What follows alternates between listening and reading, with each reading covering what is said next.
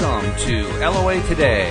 Walt Thiessen and life coach Cindy Chavez here. Today is Tuesday, January 23rd, 2018, 8 a.m. Eastern Time. Your first daily dose of happy for the day. And we're off to a warmer start now, Cindy, because the weather's finally warmed up. I guess the January thaw is finally here. We're very glad of that. How are things there in Louisiana? Is it a little bit warmer there as well? Finally, it's warmer, and yesterday, I think, or the day before, it was Sunday, I looked at the weather, and it was close to 70, and then as I looked across the week, it showed that by the end of this week, it was back in the 20s, and I was like, oh, no, but that's changed, and now I'm not seeing anything like that. Today, it's supposed to get up to 60, so that's much more to my liking than down in the teens and 20s. I understand, yeah. And that's the one thing you can always count on with the weather, because since it's such an inexact science, if you don't like what next week's weather is, just give it a few days and it'll change.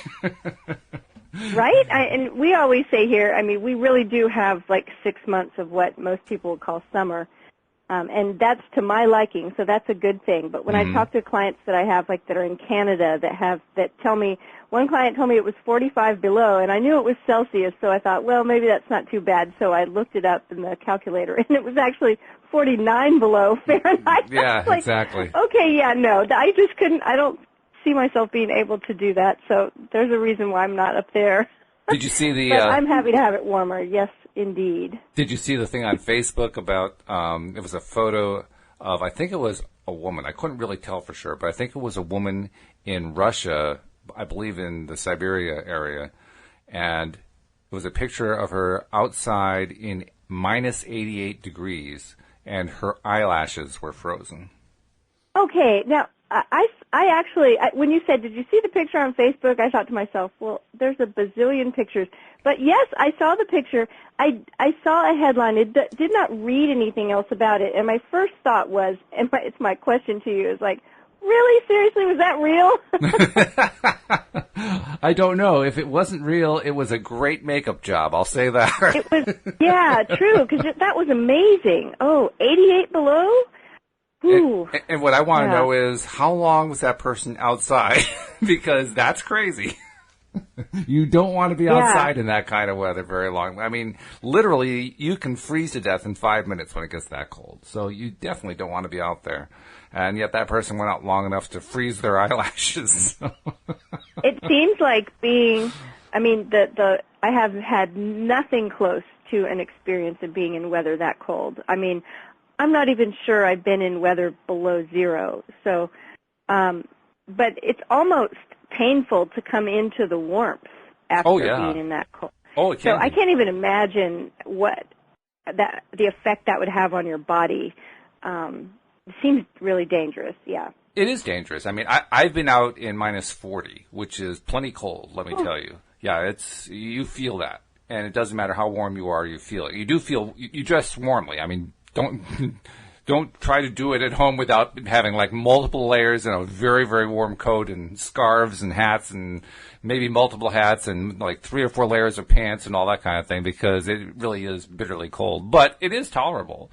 And when you get out there, it's kind of a weird experience because, among other things, like when you walk on the snow, you know how snow can, well, you may not actually know because you don't get much snow in Louisiana, but if you're walking in snow, you get that crunchy sound sometimes. Well, when it's really, really cold out, that crunchy sound is like magnified 10 times over. It gets really loud, which is interesting. Oh, wow. Yeah, not quite what you'd expect. Well, we had a conversation this weekend and reminded that, like, when people from this part of the country are traveling to, like, even where you are or further north into Canada, that people will remind them, don't bring your warm clothes, they're not going to work. That's true.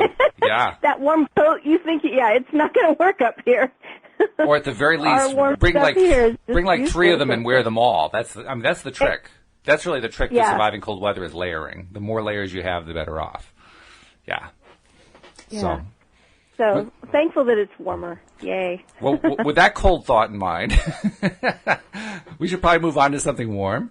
And, actually, we got kind of a cold thought because we received a contact on the website from a listener who was a little bit disgruntled about the law of attraction, and we thought that'd make an interesting topic, because our topic is the law of attraction useless when things go wrong?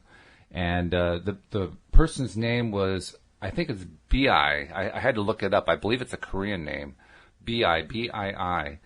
And B.I. wrote, the law of attraction works best for people who are already in nice lives. It's easy to talk about the mystical bounties of the universe when you're doing well, but as soon as things go badly, the LOA is DOA. And I did actually translate that a little bit because the original version was a bit more colorful. But the question is still a valid question, because, why is it that when we're trying to track stuff and we think we're on a good thing, all of a sudden, the universe feels like it's dumping on you? And isn't that proof that the law of attraction really doesn't work when the going gets rough? So what do you think, Cindy? Well, first, I think it's important to, acknowledge and validate that most of us, I would say all of us, but I'll say most of us have been in that situation where things just really seemed to not be going right. And I want to,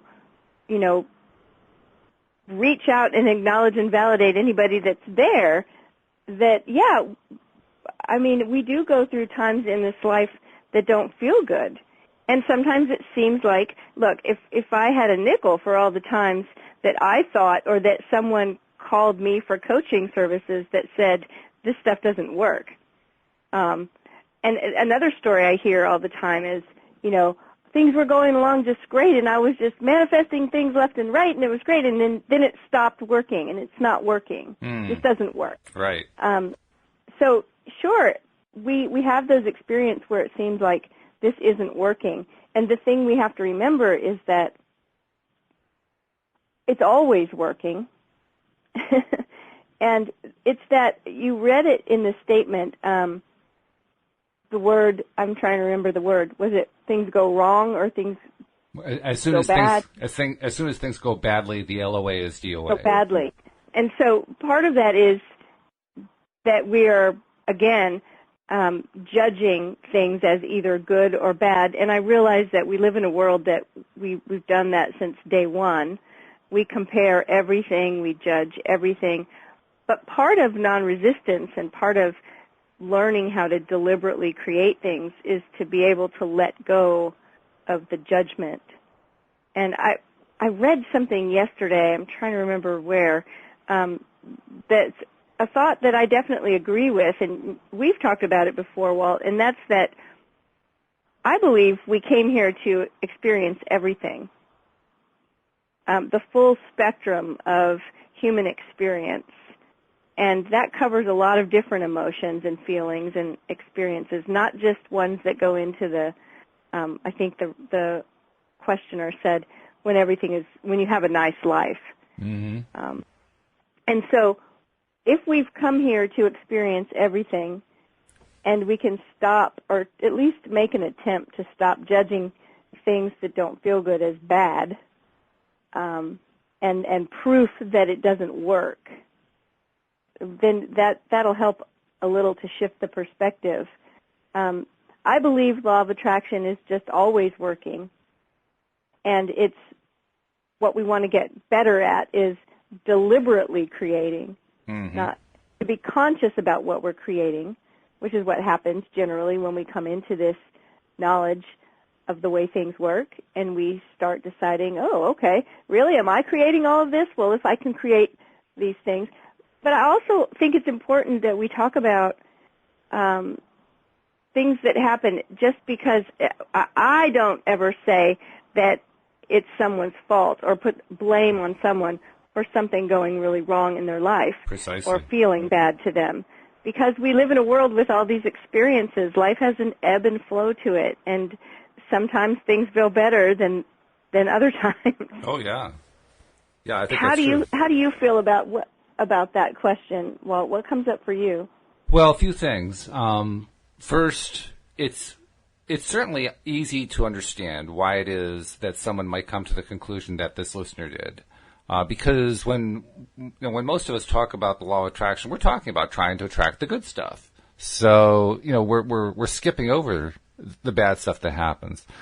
But one of the harsh realities of life, and I say harsh because, like you say, we tend to think of things as good or bad, and what we're really meaning is we prefer this, we don't prefer that, but no, we think about it as good or bad. One of the harsh realities is that when we think about stuff that has, we'll call it a bad vibration, guess what? Bad stuff's going to happen. We don't really want to face up very often to the fact that much of what goes through our minds is pretty negative stuff. We mentioned it occasionally here on the show where we talk about how the news can be really negative, and we're taking all that into our minds, and entertainment can be negative, and politics is certainly very negative, and like you look at field after field after field, there's so much focus on negativity. Well, all that's coming into our minds, and when we're thinking about it, guess what? We're putting out signals about that stuff just by thinking about it, just by focusing on it. Now, if we're only doing it rather, as an observer, that kind of thing, then the amount of vibration we're creating is going to be less, but it's still vibration. It's still there. So we have to, at some point, take a little responsibility for the fact that, okay, look what we're focusing on. We focus on this stuff. How can we expect bad stuff not to come out as a result of it? Because that's what the law of attraction teaches us. What we focus on, what vibration we create produces a vibration that comes back to us in the form of various kinds of stuff of similar vibration. Well, if you're going to focus on bad stuff, you're going to get bad stuff back. There's just no way to avoid that. Well, and the whole idea of what we focus on expands. And I think also the judgment piece, right? It's like, it's not only the focus, but it's like the idea that, oh, this is not good. This is bad. This is bad. I don't want this. We go right back to that attachment. I remember somebody asking in a class one time, they say, I try to deliberately create this and that, and it's like little stuff that I don't really care about, and boom, it's just easy peasy. And then this happened, and this is really important to me, and it's just not working. Right? It's like, so their idea was that, okay, so I guess this just means is that the only time it's easy to create anything is when it's just stuff I don't care about, or when it's not important. And it's like, no, it's not that it's unimportant or that it's, things you don't care about, but it's things that you're not attached to the outcome of. Yeah, that's true. And so what helps me sometimes is to recognize that when I get attached to an outcome, I'm limiting what I'm able to allow in, and I may be not even seeing something that would be so much better. Yes. And so there's where the ability to not judge is really important. And so, I've heard story after story of people that, for instance, something really bad, I'm making air quotes for the bad, right, because it felt really bad. It's like, think about times when people lose their job or get in a car accident, or, something happens that's definitely would not have been on their wish list. I mean, it's just, boy, this was terrible. Maybe they, are in a relationship and their partner tells them they don't want to be in a relationship anymore, or, whatever, something that we didn't see coming, it doesn't feel good. And then, a month later, 2 months later, maybe 6 months later, whatever, down the road, we hear the story of some amazing thing that never would have happened if it weren't for that experience. Yeah, I true. know so many people that say, I brought this up the other day, and it was people around a table, and everybody was like talking over each other because they all had an example. They were like, oh yeah, and it was all one topic. It was the time that they got fired or laid off from a job. Yeah. And they all said, oh my gosh, the job I have now is so much better, and it never would have happened if I wouldn't have gone through that one experience. So life has to go on. And that's the important thing when we're feeling like things aren't working, is that it's not the end. It's still going on. It's an ongoing story that we're creating here. Yeah, what tests us makes us stronger. I think that's the basic concept there. And what you also said there reminded me of the cliche that came out of the movie, the Best Exotic Marigold Hotel, in which the lead protagonist says, everything will be all right in the end, and if it's not all right, then it's not yet the end. It's not the end, right. I didn't know where that saying came from. Yeah, that's where it comes from, yeah. Well, I shouldn't say that. I'm pretty sure it's actually been around in Indian culture for many years, but that's where it became popularized, let's say. So that's true, that we have to continue to look out. And sometimes, we talked about this the other day, asking for help. If you're in a place where it seems impossible and where your vibration is very low and you recognize that it's low, down in those lower energy levels, feeling despondent, feeling depressed, feeling blue, feeling hopeless, feeling, the feelings that most of the time that we don't want to have, those feelings that come when things don't seem to be working right. It's important that we reach out for some support, that we do things that are supportive for ourselves, like listen to LOA today, like read materials that are inspiring and uplifting, like reach out to a friend or a person or a teacher or a helper or a coach or someone that can give us some support. Yeah. Oh, yeah. I'm also reminded of like the infomercials and special reports and news reports and so forth that you see about various areas around the country or around the world where there's incredibly grinding poverty and complete lack and all that kind of thing. And what usually happens with those places is you'll get the reports, you'll get the dramatization, you'll also get the social scientists going and they're doing their studies and they'll measure how much poverty there is and they'll measure all different ways the depths of how bad things are. But what you never see are studies that show what happens when people think and focus in those situations and depending on what they're thinking and focusing on, what the results are. You never see studies like that. I'm not even sure how you'd conduct a study like that, to be perfectly honest. But I'd be fascinated by it because I've read many pieces that were not mainstream pieces. They were definitely out of the mainstream, but pieces where people would go in and they would study a particular culture in a particular region that had a great deal of poverty. And they would find that a lot of the people, not all, but a lot of the people who lived there were actually living happy lives. Yes. I'm actually looking it up because I'm trying to remember the name. Was it called the Happiness Project? Do you know about this? That sounds familiar. That may have been one of them, yeah. But there are a lot of these. I think it's I thought it was a movie. And I'm glad that we're having this conversation, and I thought of it because it was a movie somebody recommended to me, and I didn't watch it, and I want to. There you go. And I thought that was the name of it, but I'm looking and I'm not seeing it, so I'll have to keep. That may have been a variation. But yeah, I know there's been a lot of things like that. I've seen special news reports. I'm pretty sure you're right. There was a movie. I know there are books and articles that have been written on the subject.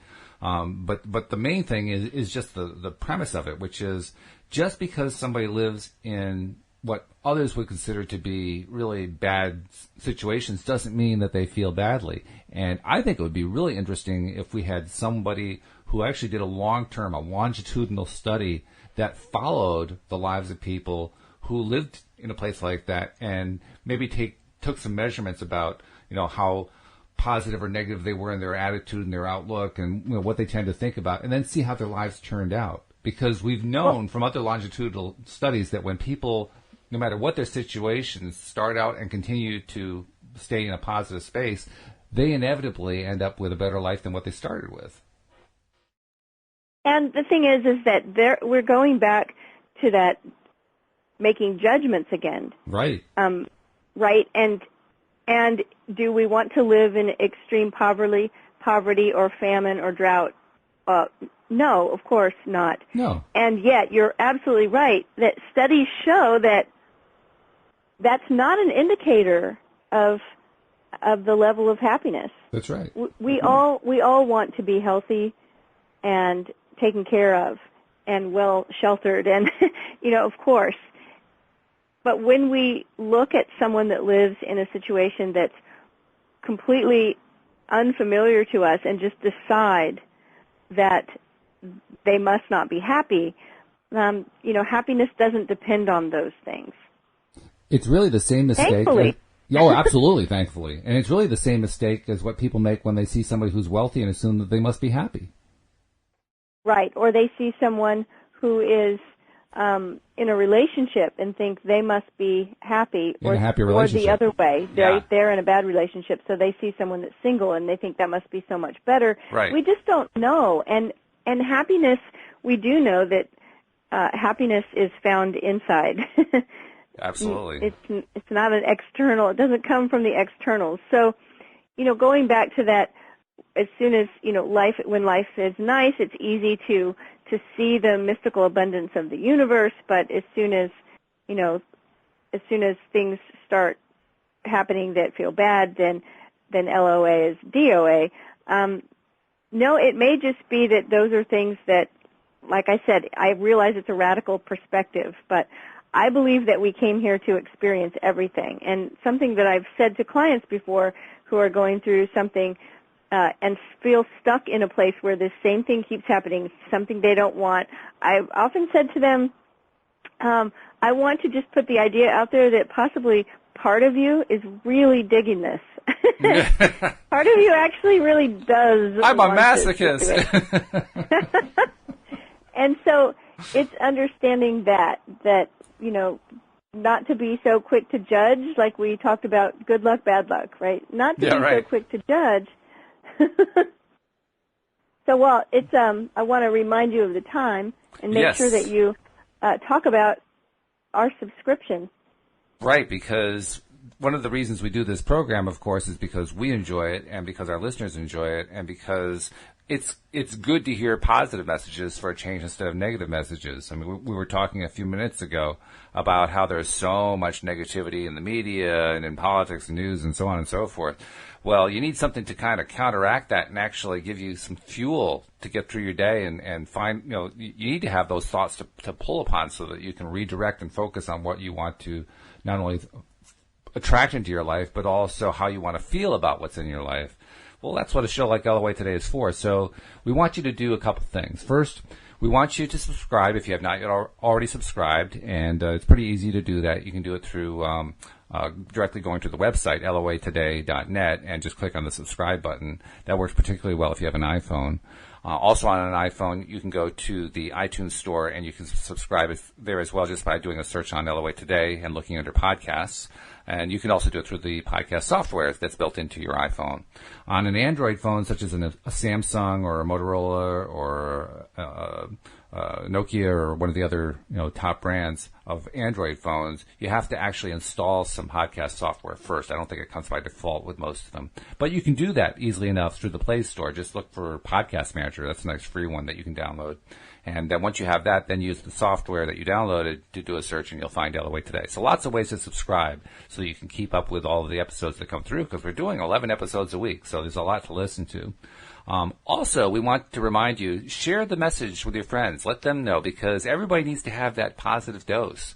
And we're giving now 2 positive doses a day, Monday through Friday. So, share with your friends that you're listening, that you're liking, that you're enjoying it. Do it through social media so that they can see it easily, because we want more and more people to share in the bounty of what we're providing here, with a bounty of information, a bounty of feels good, a bounty that, just helps you make the life that you want rather than the life that you're suffering because you don't know how to control your thoughts. Well, now you're learning how to control your thoughts. That's the good thing. And then finally, just wanted to remind you, we are in the process of putting together a massive book project. 50 co-authors. We now have 43 of them. 50 co-authors are going to write this book, and it's going to be all these wonderful LOA manifestation stories. So you'll have all kinds of inspirational stuff to draw upon when you're feeling a little bit low about your own ability to attract, and it'll be like a reminder, you can have the deliberate creative ability too. So that's going to be coming out in February, and you'll learn more about it by being a listener. Just another reason to be a subscriber. So thank you, Cindy, for pointing out we need to get that message out. You're welcome. It's important. It is important. It's very important. And it's one of the ways you can, support yourself when you're I mean, all the time, but especially if you're in that place where you're feeling like things aren't working. I think that we've all been there, and it's not a fun place to be. I recognize that when it doesn't feel like you have control. And, I mean, that really is at the heart of it. People begin to practice conscious creation, deliberate creation, using the law of attraction, because we want to have some kind of control over what we experience in our life. And when we have no control, we talked about this last week, that's one of the things that causes depression, is when we feel like we don't have any control. That's right. Now, here's the twist, is that the way we get control is by being willing to let go. Right? Yeah, by that's being quite a willing concept. to not be attached Yeah. to the outcome. And so that's the hard part, is that when we become overly attached in a yes or a no way, right? It's either I have to have it this way, or no, don't let that happen, that bad thing. Either way, we're causing resistance. And when we cause resistance, we get stuck. And so being able to let go a little bit of that control is actually how we can start to take control. It's because we get a little bit easy about it and not so attached to the outcome, to the specific outcome. Yeah, that attachment's quite an issue, and it reminds me of a post I saw on Facebook, I believe it was yesterday actually, in which the person was posting about, what can I do to drive this person out of my life that I don't want? How can I use the law of attraction to drive them out? And I don't think they even realized that what they were saying is they want to use attraction to repel, which doesn't work real well. You can't repel by attracting. It doesn't work. What you have to do is change your mindset, and that can be a little bit tricky to do because we're so used to saying, I don't want that, I don't want that, I don't want that, and hoping that if we do that, it's going to drive it away. But that's not attracting, that's repelling, and repelling is not how the law of attraction works. So we're trying to learn how to apply what does work, and that's where it gets tricky. Right. And that's it too, is that, when we go back to what we focus on expands. And so when we're in that place of attachment, even when it's attachment to not wanting something, how do we, drive this person away or get rid of this experience? The more we focus on it, the more it expands. And so it's really always about turning our focus to what we do want.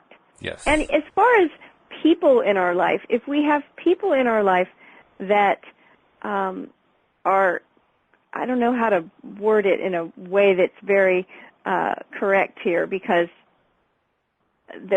people are complicated, right? And there's all different kinds of people in our life. And so words getting are rid of a complicated, person too. in our life might not always be the answer. But No. if you're in a situation where you're in a relationship that's abusive, or you're in danger in some way, and I don't even mean just physically abusive, but even emotionally abusive or mentally abusive, or someone is not treating you well, it might be a place for you to set the boundaries that say that's not okay, and then start focusing on getting yourself into a place where you don't have to experience that kind of behavior.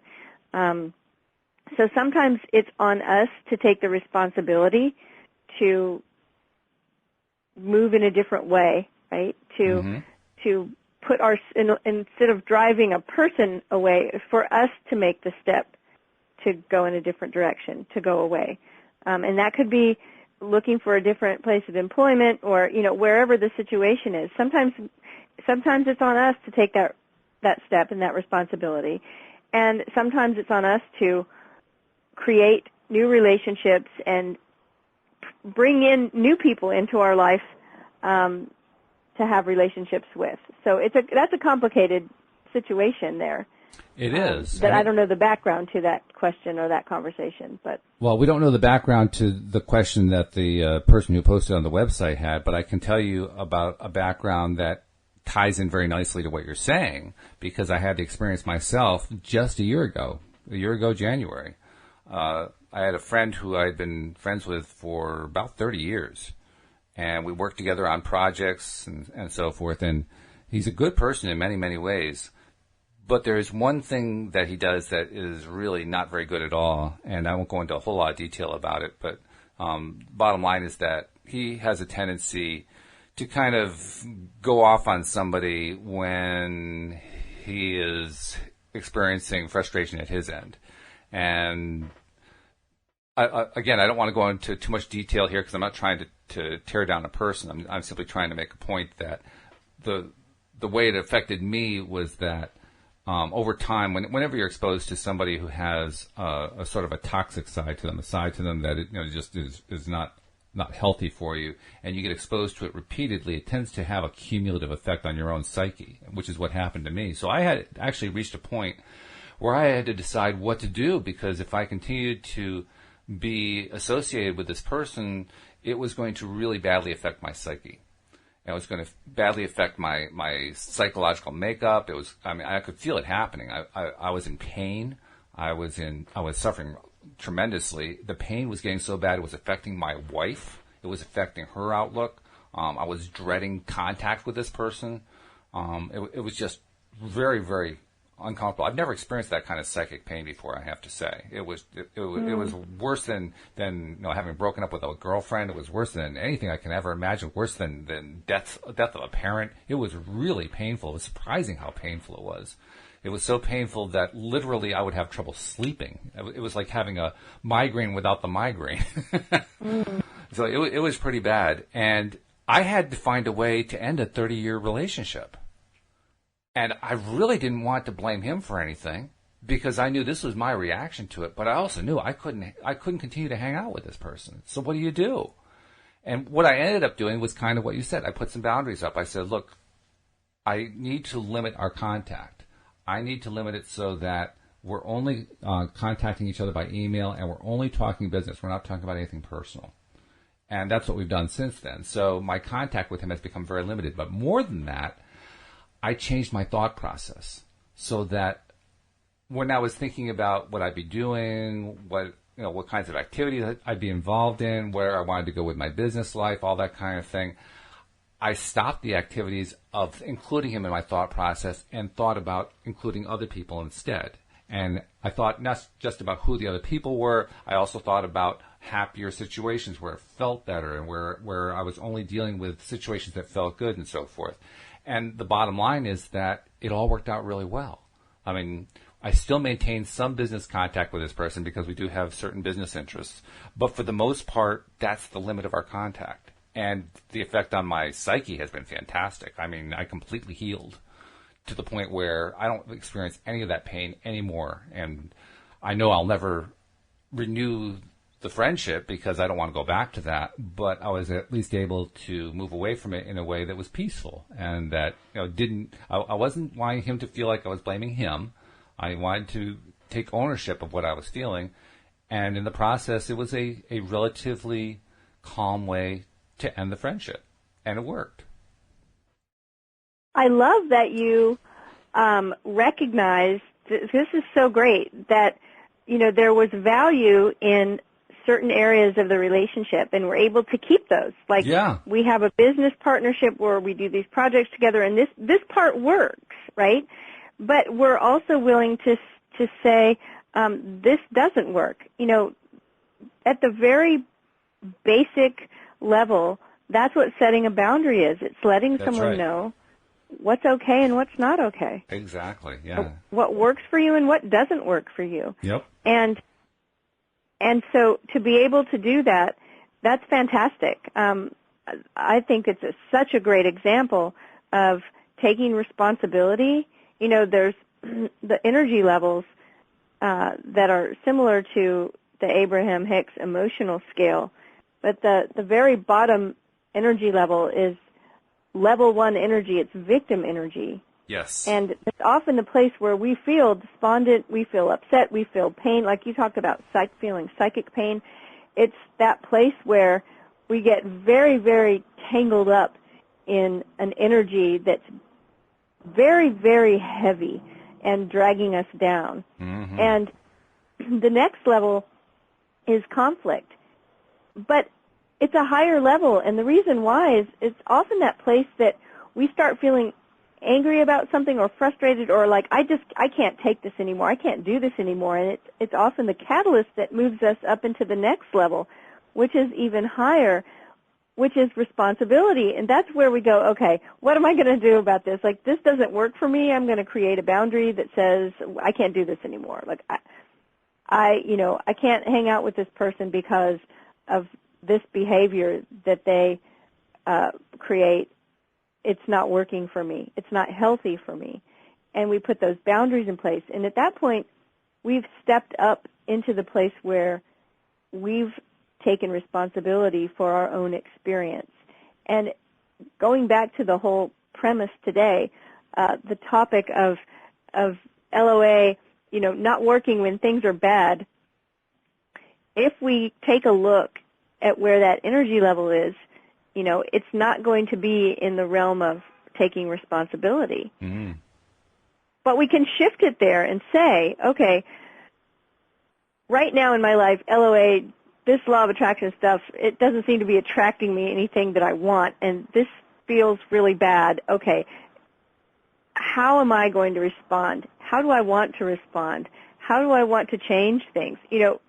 Start to ask ourselves some questions that bring us up into that place of taking responsibility and recognizing that we can take responsibility. We are not a victim. I am not at the place where I have to just say it's not working, bad things are coming my way, and that's just the way it is. I can move into a place where I can start to have an effect on my experience instead of just the outward experience always affecting me.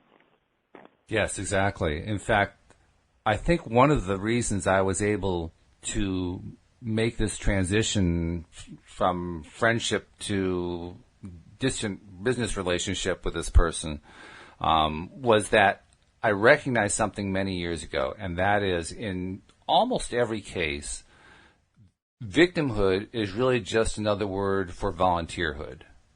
Because, yes, there are predators out there. Yes, there are people who cause harm. Yes, there are all kinds of horrific things that happen. And yet, in almost every case, I won't say every case because, you can never say never, but in almost every case, if you really dig deeper, you find that the victim found a way to put themselves in that place. They volunteered for it. And once we realize that we're volunteers, then we realize we don't have to be volunteers anymore. Just because we volunteered to be victims before doesn't mean we have to continue to volunteer to be victims. We can actually choose to no longer be a victim. We can actually choose to have control over our lives. We can actually choose to have a good life, a safe life, a happy life. We can actually choose that. It's in our power. And when I understood that, then I realized I didn't have to be a victim to this person. I didn't have to be a victim anymore. I could be done with that. And I was. Right. That's the place of what I call radical responsibility. Yes. And it's saying I'm willing to take the responsibility for my part in this, right? Mm-hmm. It's like a lot of times we're in a place where we want to say, no, I'm not responsible for this. That person's the way that's behaving this way. I'm not doing anything wrong. I'm not going to take the blame, blah, blah, blah, blah. We can go on and on down that road. Oh, yeah. But that's still a victim energy kind of response. It is, in a very big way. It's not my fault. I'm not to blame. All these things are happening to me. And, I'll raise my hand. I've been in the place where I felt like that. I think we can all admit that we've been in that place. But it's the time that we say, okay, I'm willing to take responsibility for my part in this. What is my part in this? Maybe my part in this is that, like you said, I'm volunteering for this. Maybe my part in this is that I'm allowing it. Yeah. Maybe my part in this is that I'm still here accepting this kind of, behavior or abuse or this experience I'm not feeling good about.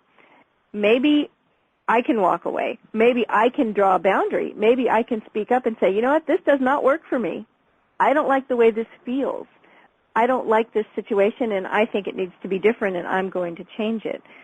That's a really, really powerful place. Does it mean that it was our fault or we're to blame? No, it just means we're stepping up and taking responsibility. And there's so much power in that one perspective of willingness to be responsible for our own experience, our own feelings, our own actions, our own emotions, our own decisions, just being responsible. It's a very empowering place to be. It's not always easy. No. Especially if we've been in a situation for a long time that's very familiar and it just is what it is. Sometimes it feels like it's just easier to go along with it and just suffer through it. And we know we can survive it another day. But at some point, you know, we often get to that place where we just, like you said, it was affecting your other relationships. Yeah. It was affecting your sleep. It was affecting your thought process. Oh, yeah. When we get to that place where it feels just like we're tangled up in that energy and it's just all-encompassing, that's often, you know, we're at that point where we've got to have a change.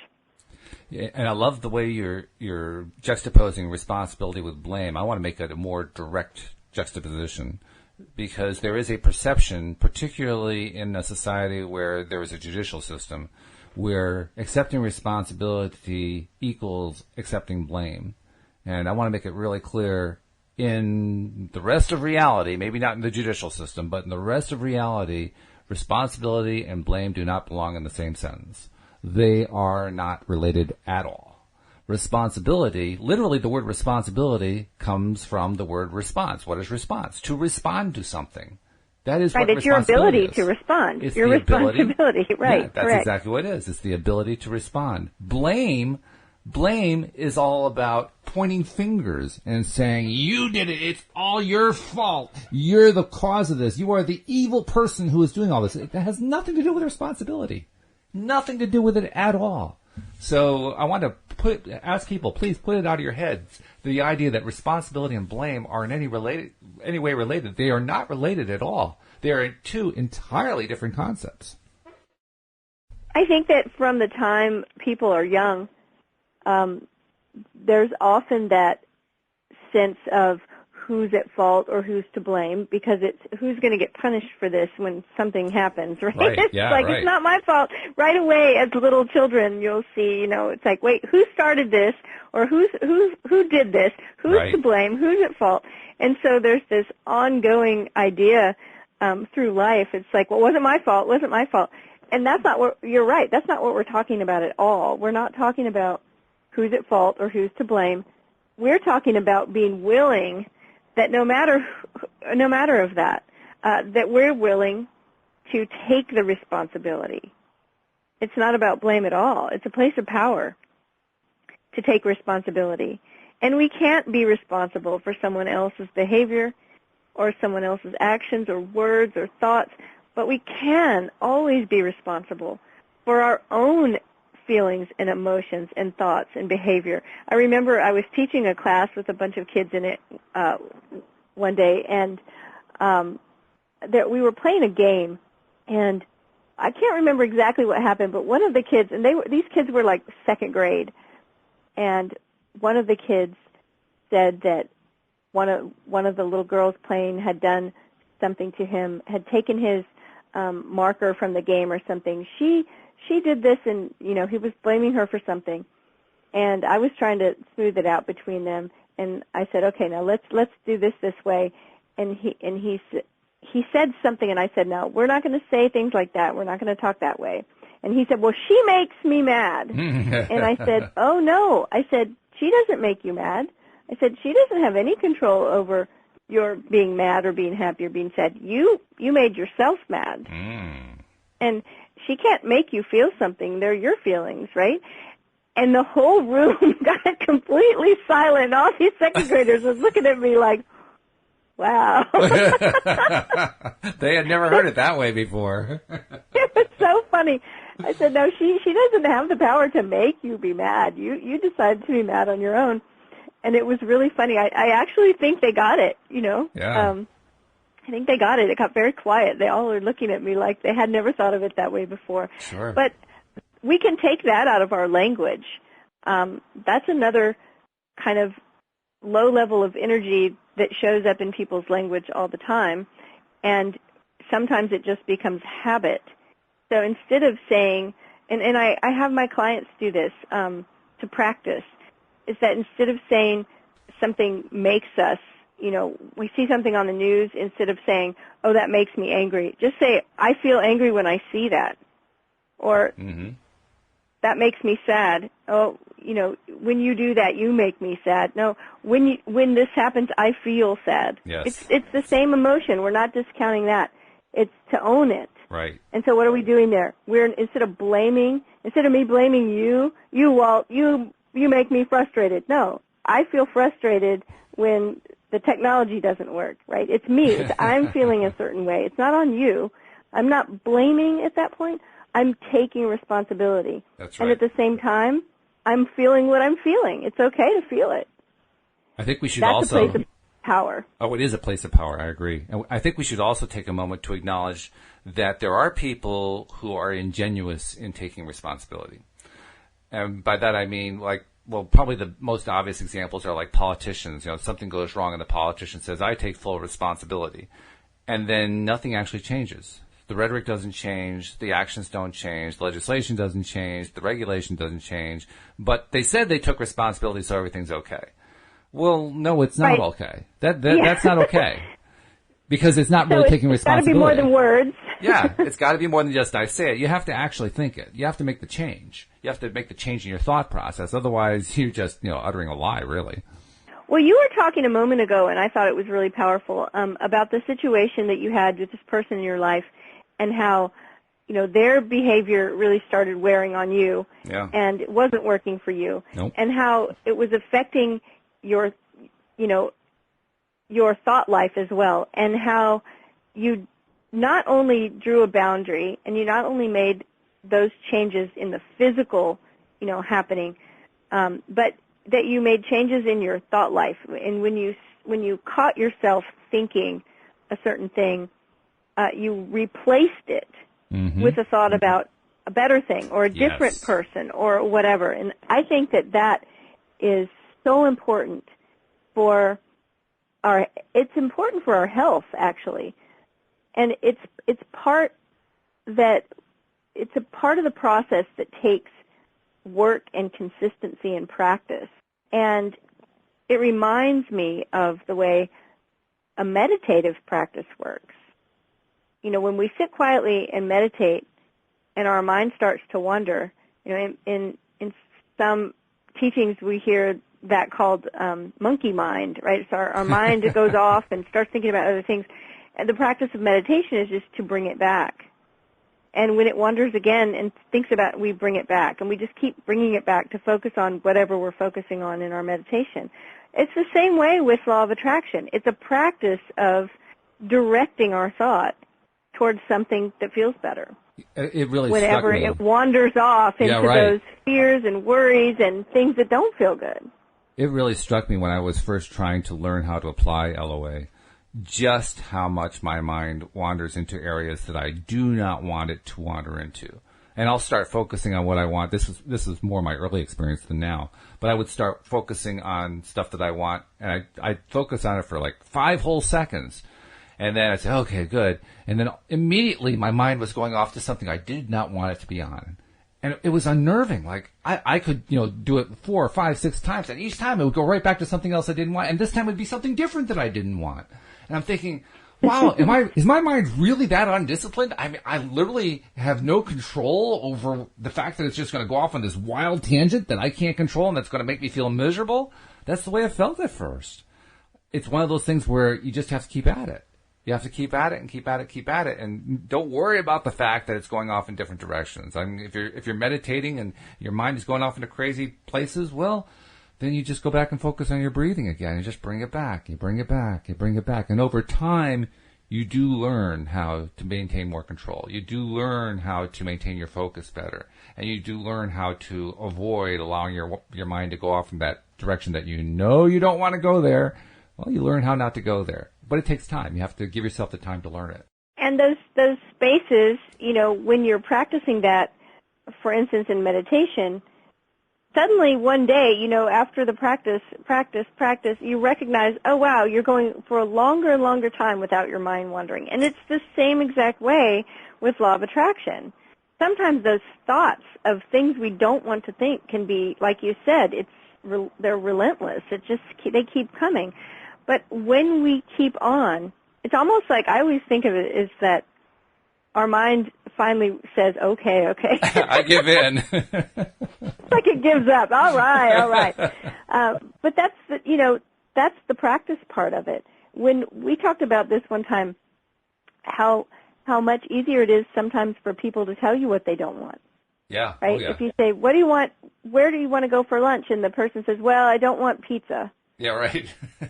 I don't want, and I don't want Chinese food. I don't want Italian. It's like, well, wait, what do you want? I don't know. But it's like sometimes it's very quick for us to know what we don't want. Mm-hmm. And I think that's the same exact thing that happens here. We have to take back the control of our minds, so to speak, and take the responsibility. And it starts there. It's a practice. Small, consistent steps are what bring success. And the nice thing is, we're not going to do it perfectly at first. We have to just keep on with the practice. Right, yeah. And the nice thing is, once you start doing it regularly and you start to regain some of that control, the relief is really powerful. You finally realize one day, oh, wow, I'm not having those thoughts as much as I did before. Oh, thank God. And you can just feel it drain out of you, when you experience it. So all that work that you did actually turns out to have been worth it. It turns out that you really did start to move in the direction you wanted to move into. And now you're starting to see some of the manifestations you've been hearing about. And they're good ones. And it's like, wow, this stuff really does work. I can actually control my thoughts. Oh, who knew? One time, about 15 or 20 years ago, I had, over the course of maybe a year or two, a pretty serious health crisis. And I was working with a couple of doctors to figure out what was going on. And thankfully we did, and I completely regained my health. But in the process of it, I remember one day I had an appointment, and I had had a great week. And I was really encouraged that some of the things I was doing and changes I had made in my life were affecting my health for the better, and I was just getting better and better and better. And then the day before my appointment, or the day of, I don't remember, but I had a really bad day. And I was so discouraged. And I remember going in and telling my doctor, I had a great week, and then yesterday I had the worst day ever, and I was so sick. And why is this happening? Like, I'm so discouraged. And he took a piece of paper, and he drew a dot in the lower left-hand corner, and then he drew a dot in the upper right-hand corner. And he drew a line from that lower left-hand corner up to the upper right-hand corner, and he said, see, this down here is when you're really, really in poor health, and this up here is when you're feeling great. And we all want the healing curve to look like this. And he just drew a line, whoop, up to the top.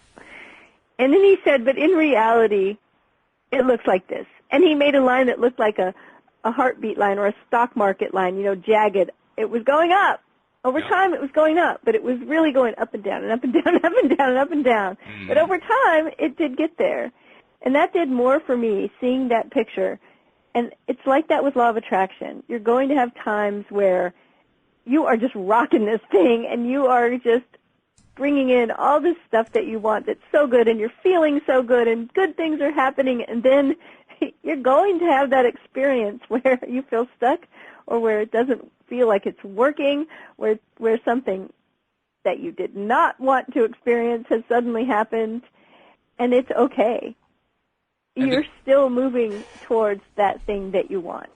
You're still moving there. That, at least that's in my experience. That's what I see. I agree. And I think there's even some more good news. The more good news is if you make it a deliberate thing to work on it, to work on not focusing as much on the bad stuff, focusing more on the good stuff, directing your mind, controlling your focus, and so forth. Over time, you have a lot fewer of what Alexander had with his terrible, horrible, no good, very bad day. The famous kids book, right? Yes. You have a lot fewer of those. And in fact, it gets to the point where you can't even remember where the last one was because it's been so long since it happened. That only happens when you actually make it a deliberate, ongoing practice to improve your ability to focus and to control your focus and not allow yourself to get distracted. And it takes time, but when you put the effort in, it does pay off. I experienced it directly in my own life. I mean, literally 10 years ago, Cindy, I was depressed 99% of the time. Today, I'm happy 99% of the time. And that only happened from doing the work. There was no other way that was going to happen. That's fantastic. And see, in the same way, the story I just told, I can tell you that, during that time, which, gosh, I don't even know how long ago it was now. It's even longer than I thought. I think it might be 25 years. But I had a 2-year period of time that I was really, really sick. Like everyone that loved me thought I was going to die. And today, I'm completely healthy. And you know what? I can say it feels like a miracle now, but it was just because I consistently took steps that supported my health, and I consistently thought better thoughts, and it happened over time. Yes. And so, when things aren't happening, when things don't feel like they're happening fast enough, hold tight and, stay focused. And that's what's so cool about your story, too, because you were in a pretty bad spot. I mean, you were not doing well at all, and yet you were determined to take control of your own thoughts, to take control of your own experience, and to turn it into something that was different, that was better, that was more positive. You weren't necessarily sure how it was going to happen at first, but you were determined to do it, and it's the determination that won out. You just kept going. You just kept going. I'm not going to settle for this. I'm just not going to settle for it, and you didn't. And congratulations for that. Yeah, and that's the thing is that we're all going to go through things that don't feel good. Yeah, it happens. And we have to, that's where that chart, or that little drawing that the doctor made me comes into play for me, is I was like, yep, no, things are better now than they were, a year ago. And things are going to be better in a year than they are now, because that's the track I'm on, is just to look for what's better, to focus on what's better, to keep creating what's better. And it doesn't happen always in a straight line. Sometimes no, it doesn't. It's a jagged up and down. 2 steps forward and 1 step back. But it's okay. It's all a learning process. And also, I wouldn't rule out the straight line. You can get to a straight line. It won't likely start that way, but if you work on it hard enough, it actually can turn into a nice, smooth curve. It actually does do that, but you have to put in the work. If you don't put in the work, it's not going to happen. You can count on it being not just up and down, but mostly down. Yeah.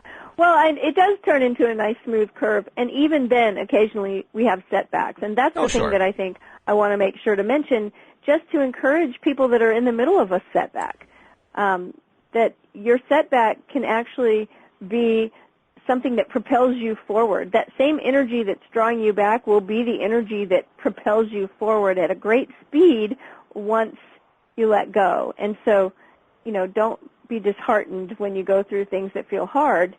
It'll turn around. Just keep focusing on what's better. Yeah, focusing on better. That's the trick. The more that you focus on better, the more better happens, and the better you feel. I mean, a lot of this is just, feeling better is about feeling better. And the more that you feel about the stuff that you want rather than the stuff that you don't want, the better you feel. It doesn't matter how bad your situation is. It's incremental, 1 step at a time. Can I feel a little bit better than I did 5 minutes ago? If I can do that, I just made progress. You do that long enough, you climb out. I don't care what it is. You still climb out. Yep. So we have about actually a little bit less than a minute left, and I want to make sure before we move, we have already told you, please subscribe to the podcast if you haven't done it, and tell your friends about it. And we also want you to keep listening because there's going to be lots of information about that book upcoming, including a way for listeners in a very narrow window of opportunity. They're going to be able to get it free, so that's going to be very cool, Cindy. But for somebody who is still struggling in kind of a bad place, that's sometimes where you need personal help. How can they reach out to you as a coach for something like that, Cindy?